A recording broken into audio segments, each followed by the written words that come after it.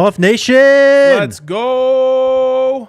Welcome in to DNVR Buffs Primetime, presented by Illegal Pete's. Check out any of their 10 Colorado locations for happy hour, 3 to 6 p.m. every single day.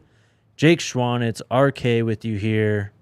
Got a lot of cool stuff to talk about today, Ryan. So I have a prompt for our listeners, our fine listeners. Lay it on them.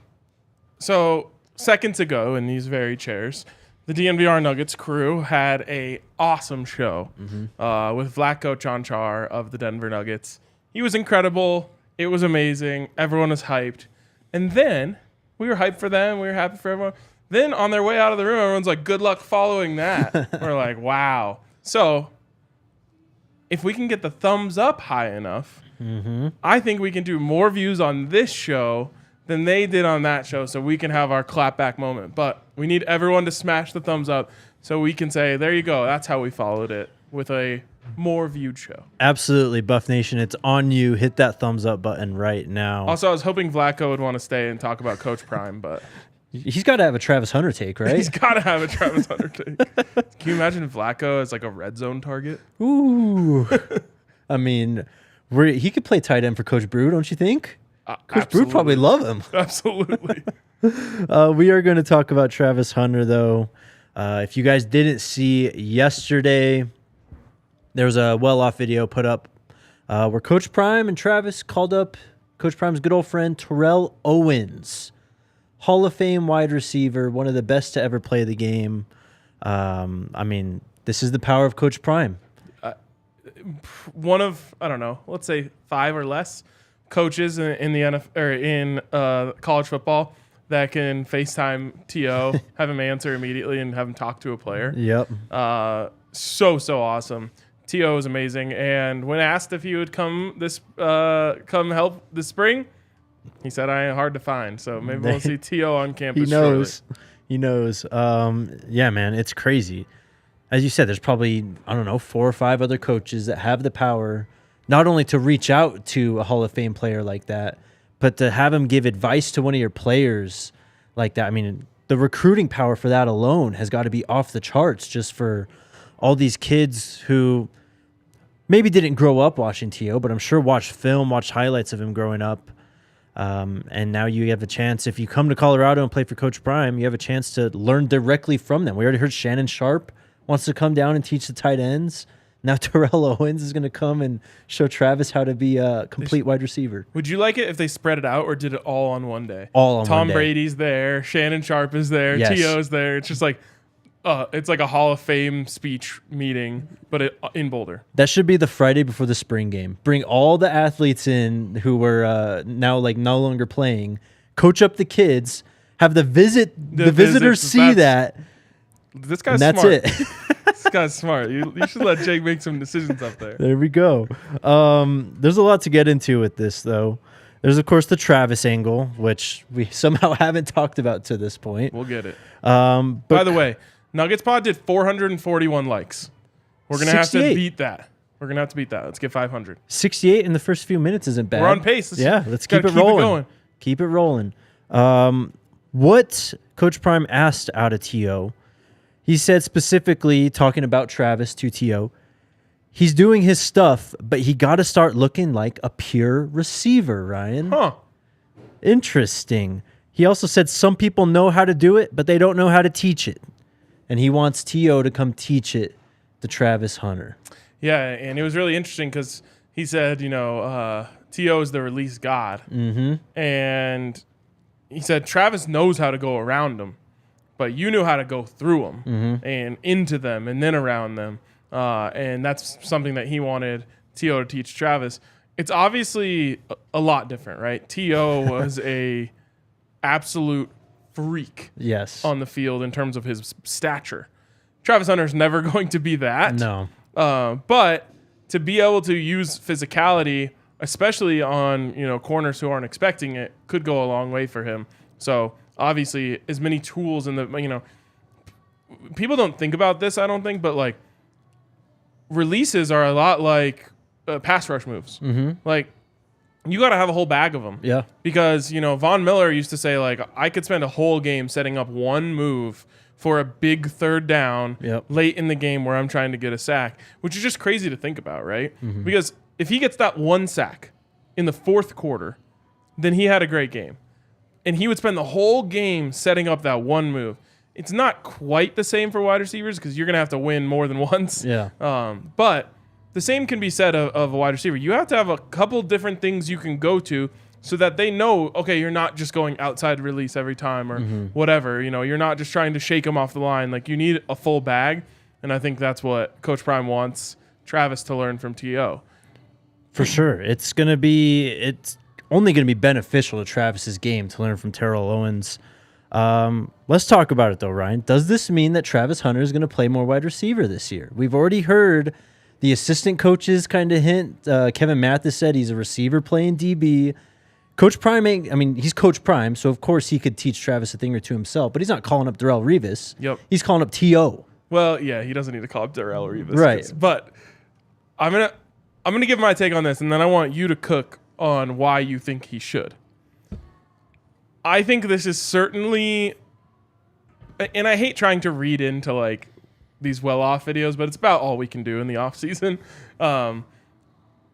I think that this is certainly pointing to Travis playing more wide receiver than he did last year. Mm-hmm. Last year was kind of like a ace in the hole, pull it out when you need it type of thing. And he got a decent amount of run, but like you saw, all of a sudden, games on the line in the Celebration Bowl, he's out there for every offensive snap. This year, I think you're going to see a lot more. And I think we are looking at a pattern where the transition is happening to where eventually it might be the other way around to Travis playing more wide receiver and then playing corner sparingly. Yep. Coach Mathis said it when we talked to him.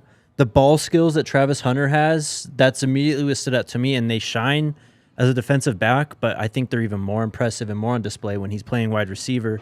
We saw it in the Celebration Bowl. We talk about it all the time. The last touchdown in the times expiring in the fourth quarter, how he tracked that ball kind of going through the contact of the two defenders. Like, not many players in the NFL have those type of ball tracking skills. Travis Hunter has them. He showed off his route running skills in the Celebration Bowl. We're bringing up names like Justin Jefferson when we're talking about how he moves in his routes. And with the ball in his hands, he's just Jerry Jeudy so much. Oh, for sure. Like same type of suddenness. And with the ball in his hands, he just turns into an animal, man. And to get the ball in your hands on the defensive side of the ball is a lot harder than it is on the offensive side of the ball. Let the guy cook on offense. I'm of two minds here, and I think we've talked about this a little bit, but the one part of me is he looks like a natural at wide receiver.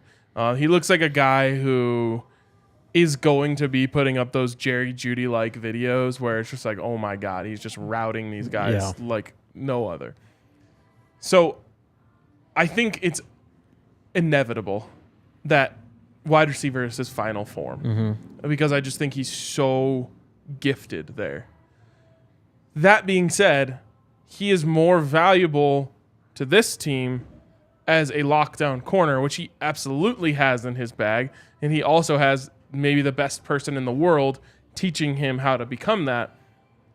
And so it's an internal struggle. The selfish part of me says I want him to stay at corner because it's going to be hard to find another corner that good, at least for this season.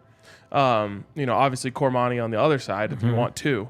But internally, obviously, in the end, you want what's best for the player. And I think, especially the way things have trended now, where wide receivers are getting paid just as much, if not more, than corners. Exactly. I cannot push back against the idea of him moving more to wide receiver.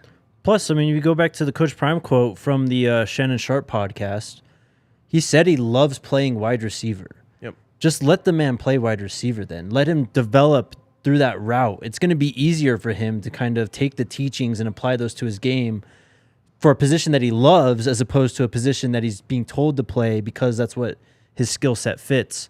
Someone had the comment, he's not even a top 5 receiver on the team. I could not disagree more. Asinine. I could not disagree. I think he may be the best wide receiver on this team. He's one or two. Yeah, for sure. So defensively, I understand having the 2 lockdown corners, what that does for a defense. Makes you so much harder to play against than it would be if Travis was a full-time wide receiver. But he's going to give teams problems at wide receiver, man. He's going to be going up against best corners in the Pac-12, or at least this next year, the Pac-12. Yeah. And he's going to put them on notice. And he's going to have some of those moments where they're flailing all over the place and he's putting them on skates because he's just got that suddenness and that ability in his routes to really win easily.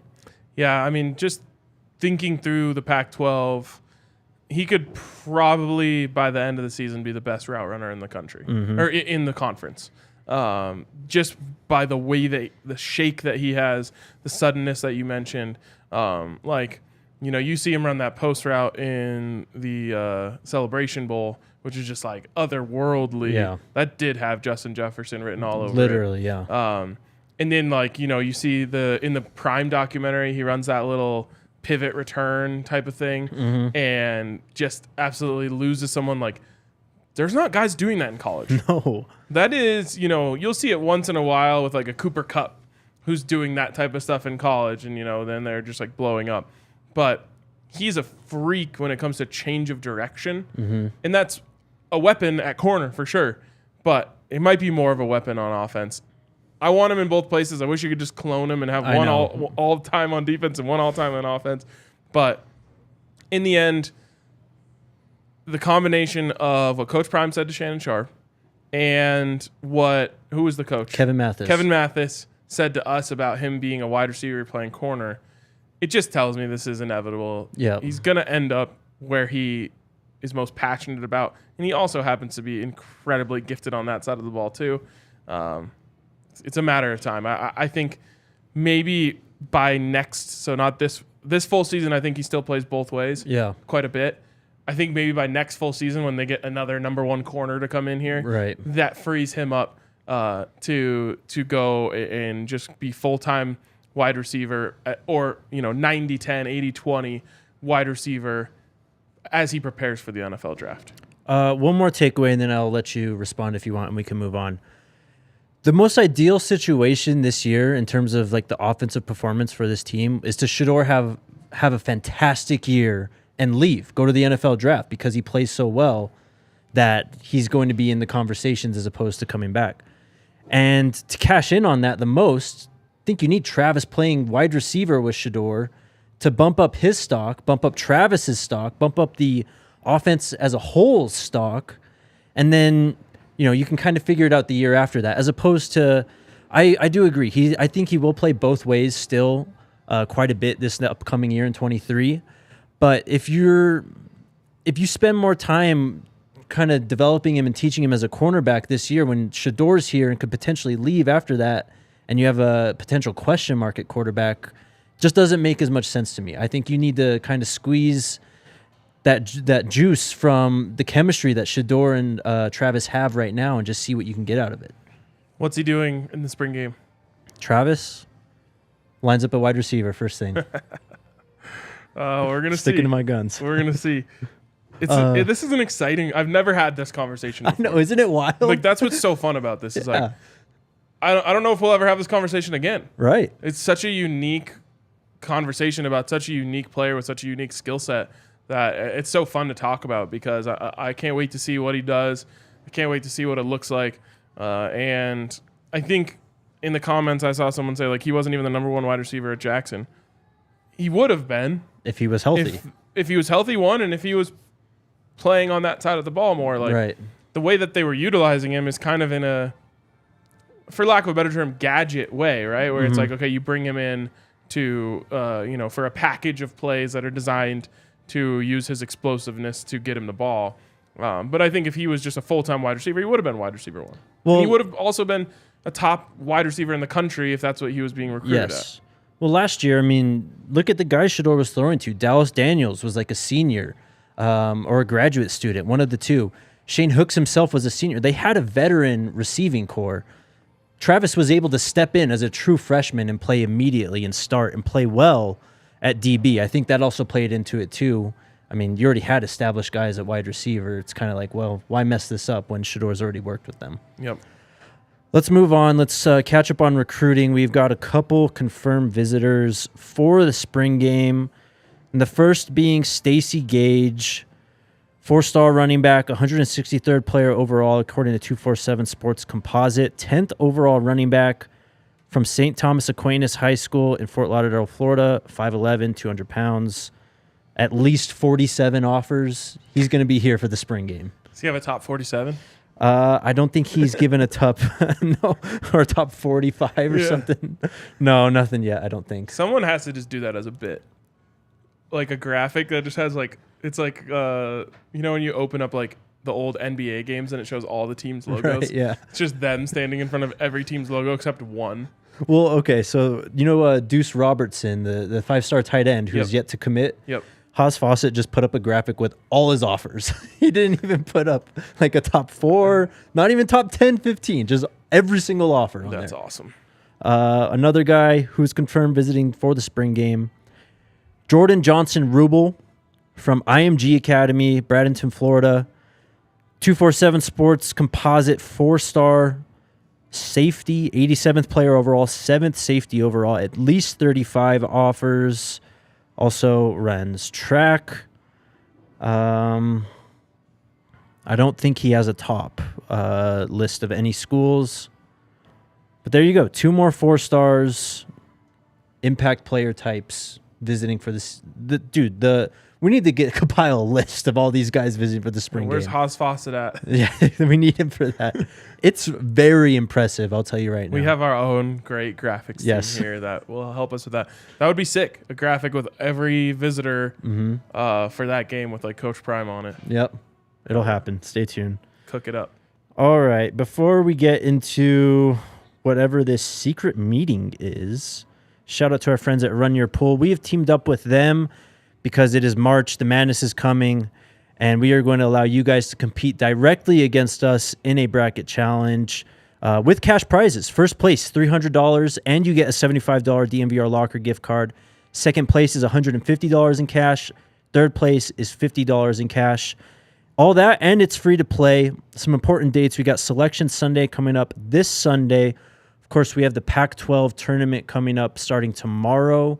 And just so you guys know, we will be talking about that tomorrow, and the show tomorrow will be kind of delayed at least a bit. Depends on how the game ends. Anyways, fill out your bracket on Run Your Pool. By the time the first round starts on March 16th at 10:15 a.m., head on over to play.runyourpool.com/DNVR, and don't forget to get your picks in when the bracket is live. Can't wait to compete against you all. And then shout out to Breckenridge Brewery. You guys know we love our Breck brews here at DNVR. You can get the Avalanche Amber Ale, Strawberry Sky, Mountain Beach Sour. The Mile High City Golden Ale still going strong too. Or you can check out this Avalanche Amber Ale right in front of me here. I have a friend who doesn't even like beer. Yeah? Like he's pretty much 100% anti-beer.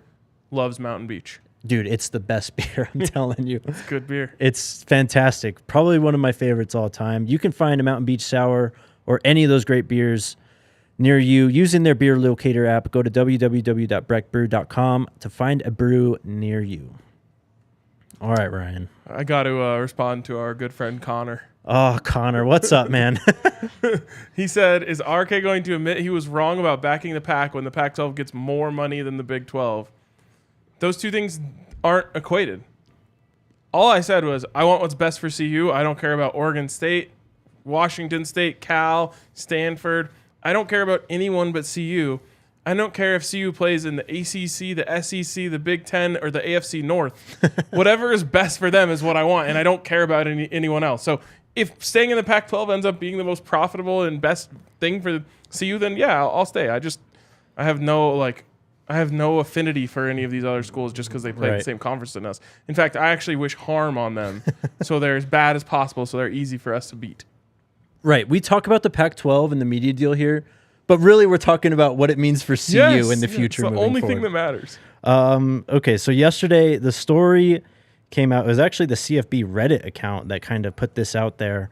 But the University of Colorado Board of Regents has scheduled a special executive session board for Wednesday, tomorrow to discuss, in quotes, legal advice on a specific matter and an athletics update on the Pac-12, Ryan. So they need legal advice on how to leave the Pac-12. That's what it sounds like, yes. That is an interesting kind of wrinkle in all of this. And it certainly sounds like, at the very least, they're getting together to say, hey, what the hell is going on with the Pac-12 and how do we need to react to it? Yeah. That's like the very lowest conversation that could be happening here. I think what's really happening is let's pull out the yellow notepad and go pros and cons of every option that we have here. What are the options? Does one of them include going to the Big 12? Is one of them, hanging on and trying to see if the Big 10 will snatch us up with Oregon and Washington? Is one of the options trying to, combine with the ACC? Let's lay out all the options and discuss what's best for Colorado so we can start taking steps towards making that happen. Right. I think that's most likely. There's also a chance, though, that this is straight up just Big 12's knocking. Should we go? Mm-hmm. And obviously, they can't vote on it, as Pete Thamel said. Right.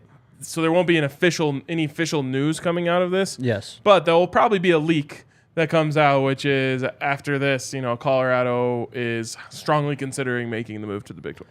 Exactly or that. They're not. Right, exactly that there.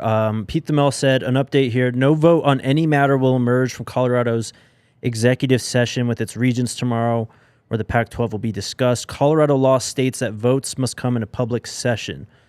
So, while they are having this meeting, while it seems like they are discussing the future of the conference, and given the fact that we have the Pac-12 tournament going on this week, I mean, I think the Pac-12, if Colorado was actually talking about leaving, the Pac-12 would be like, can you just do us a solid and let us have our tournament here before you kind of break up, literally, and end our conference? That's kind of what it feels like to me. Wow. Well, we found out that George Kliavkoff will not be having a presser at the Pac-12 tournament, which has happened every other year. Yep. So clearly he either doesn't want to talk about what's happening or he's waiting till something happens to talk about it. Yep. And to be clear, there is a situation in which the Pac-12 pulls their shit together, gets a TV deal, and everything stays, relatively the same. Right. And he might just be saying, like, well, I'm not going to talk because we're at the finish line with this. There's no point in me going on there and giving a bunch of half answers just to appease the media for us to then announce a deal 2 weeks later. Or he's saying, I'm not going to go in there and talk about how our conference is about to implode. Exactly. That's what I think is happening. But to your point off the top, I think this is about, if I had to guess, I would bet that this meeting is about Colorado trying to cover their bases legally, make sure that they can completely sever ties with the Pac-12 and end up in the Big Ten. Because, I mean, where there's smoke, there's fire. We've heard about this a lot over the last, 6+ months. That the Big 12 is very interested in what we're calling the four corner schools with Utah, Colorado, Arizona State. I don't know. I just don't think the Pac-12 is going to get it in shape. There's another LA Times article that was on the top page of the college football Reddit today. Again, just questioning what is going on with the Pac-12 media deal and everything. It just seems like this is going to a very messy end.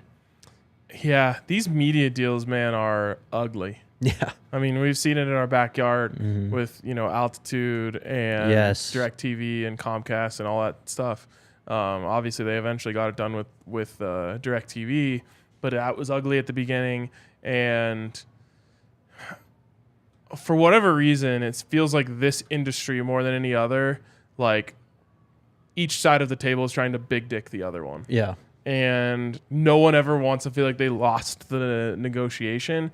And that happens in a lot of places in the world, but especially in the sports world, it feels like there are so many media rights deals where everyone loses, the fans all lose because the executives didn't want to feel like they lost the deal. So they put their hard line in the sand, and there's a line here and a line here, and the middle ground is here, and neither side is willing to cross over their line. And this is obviously different than the Altitude dispute because that's a network that carries the teams, negotiating with the distributor. This is obviously a conference negotiating with all parties who are interested about who wants to get it. But I think there's a chance here where the Pac-12 is saying, well, we can't settle for a smaller deal or else we're going to lose our conference. Right. And the TV networks are saying, all right, well, your product isn't worth what you think it is, and we're not here to help you keep your conference together. We're here to make the right deals for our business. So the Pac-12 is in an awkward position where it feels to me like they're just like begging for one of these places to throw them a bone. Yep. Just like, hey, do us a solid here. Help us out. Give us a competitive TV deal so we can keep our conference together. For sure.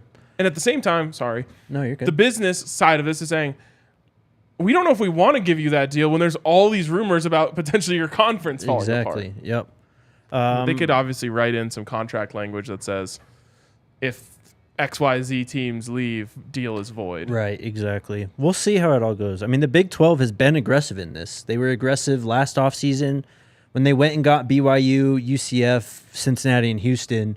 They've been aggressive, as I said, going back the last 6 months or so, talking about the Four Corners schools. If you had to bet, Ryan, what conference is Colorado playing in 2024?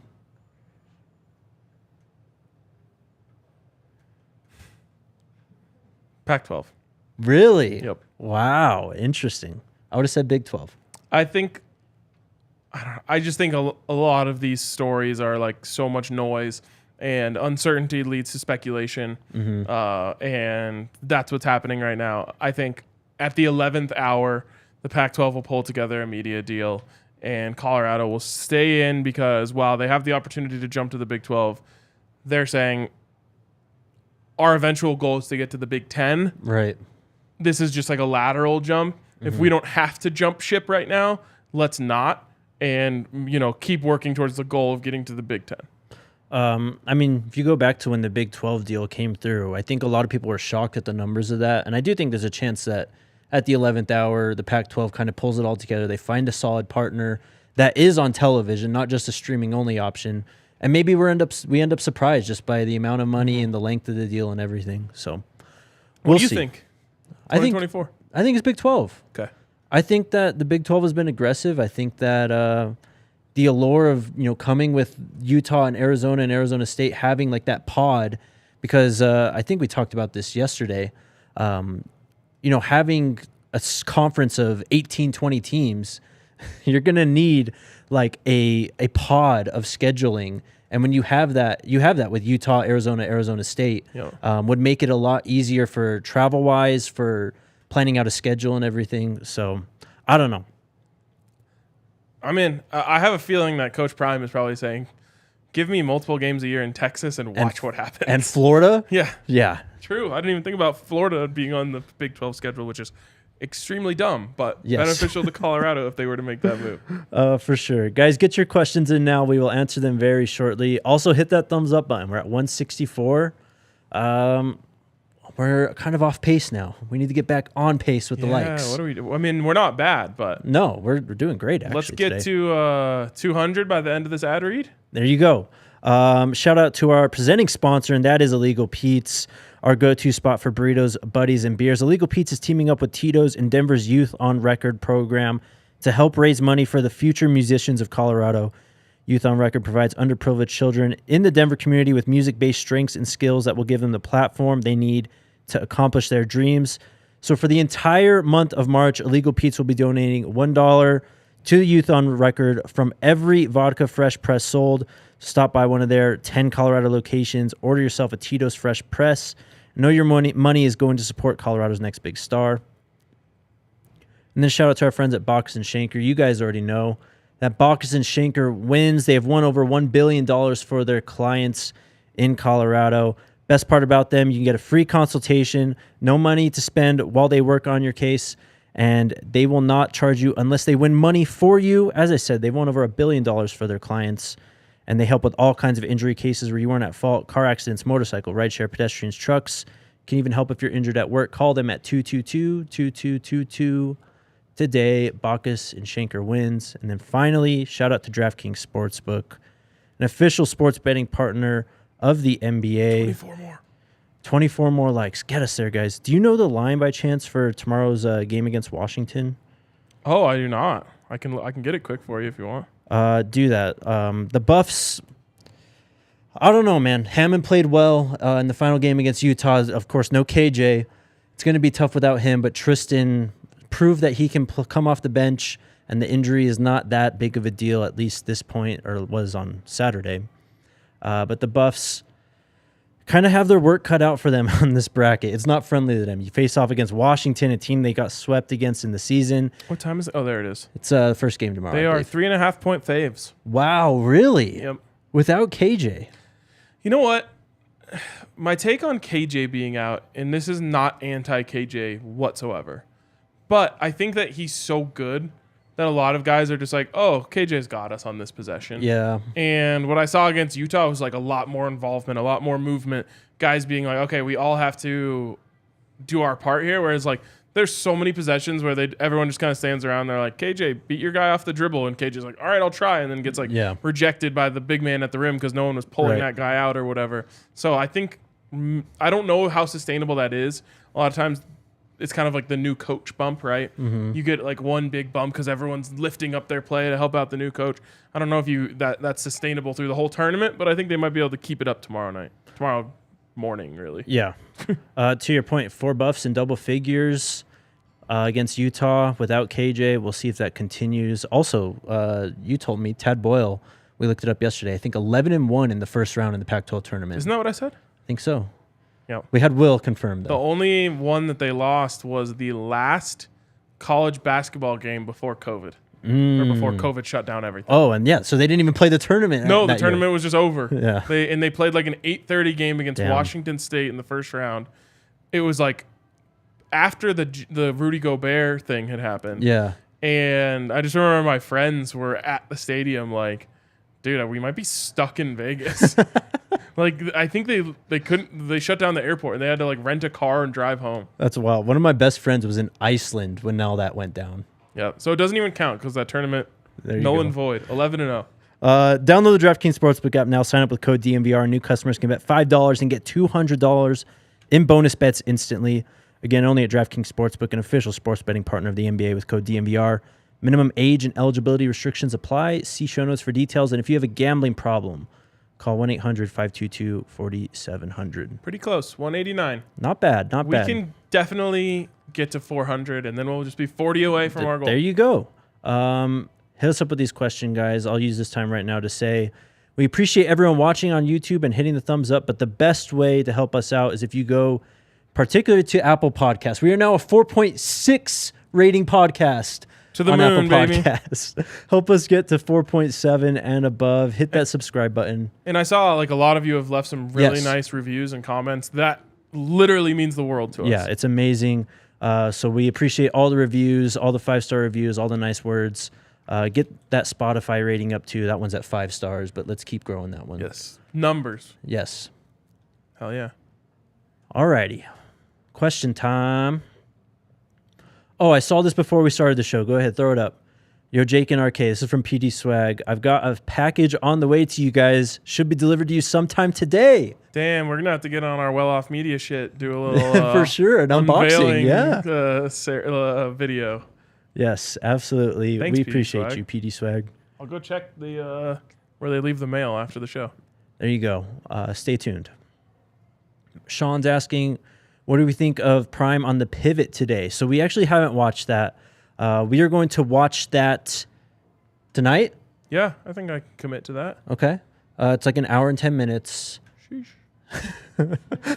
We'll at least watch some of it for tomorrow. I'll watch. Okay. So you have that. No full swing for me tonight. That's okay. There you go. Sorry. Also, Jabriel says, did you watch the well-off video from today? I haven't. But that should be another banger. I saw the Coach Prime. I showed you the Instagram clip of everyone going crazy in the weight room. That looks awesome. Can't wait. I'll bring you all a good fun comment next time. We appreciate you, thanks, Sean. Next question from Ike. Is Sal Sunseri in town yet?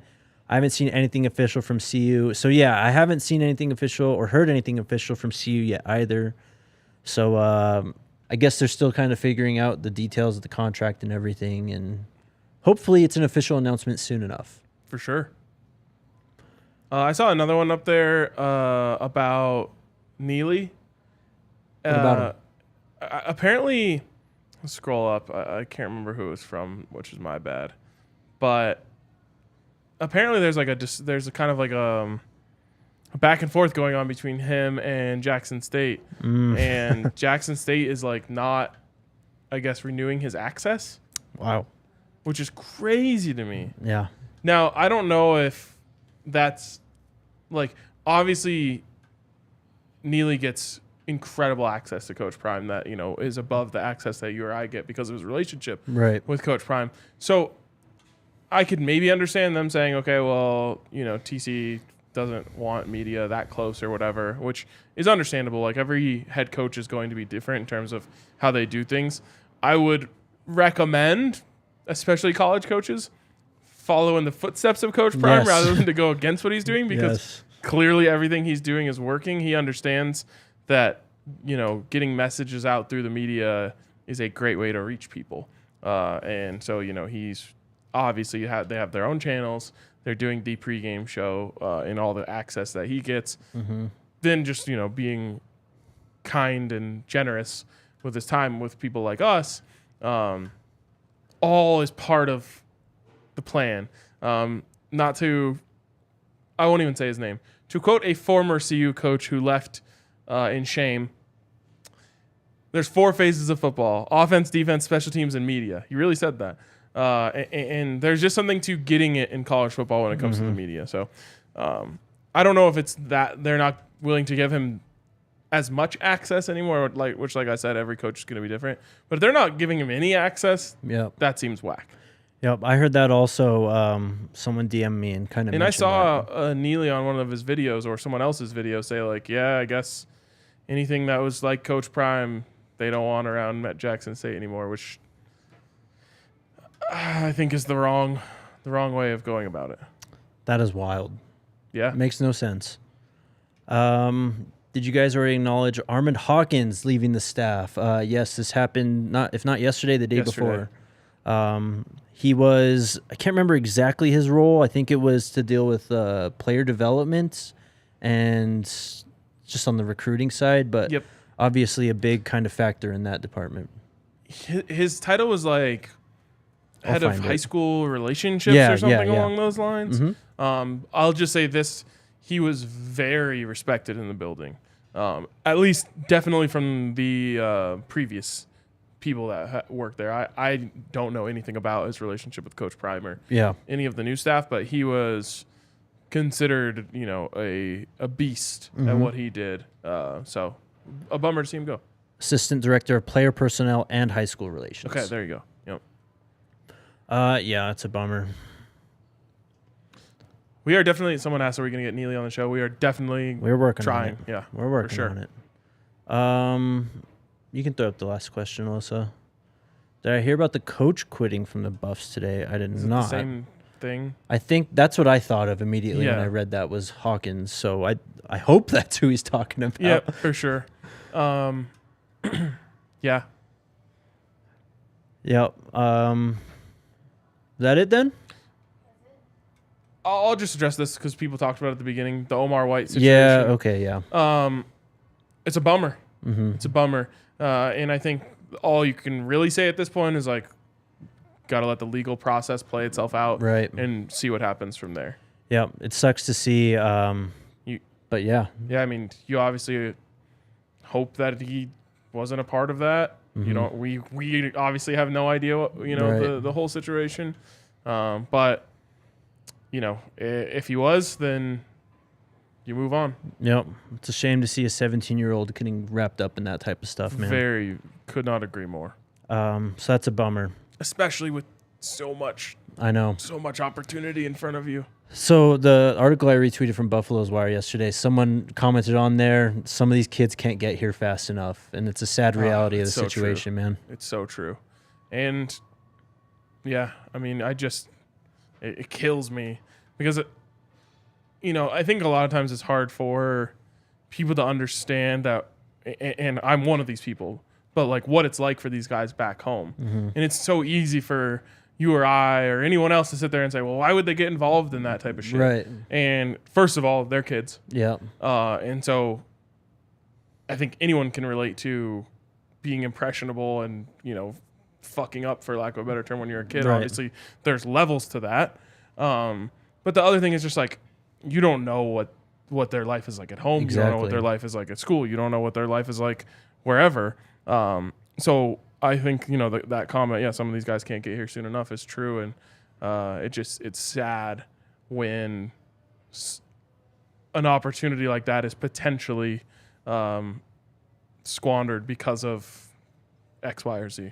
Yeah. PD Swag's asking what happened. Omar White he's been charged with 3 felony counts in a shooting that happened, I don't know, in Valdosta or outside of Valdosta, but in that area.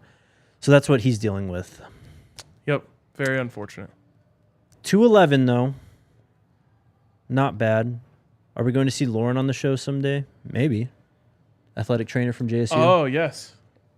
I mean, we want everyone. Like, we're certainly not gatekeeping these chairs. Right, exactly. We want everyone. So it's just a matter of getting a hold of them and finding times that works for them.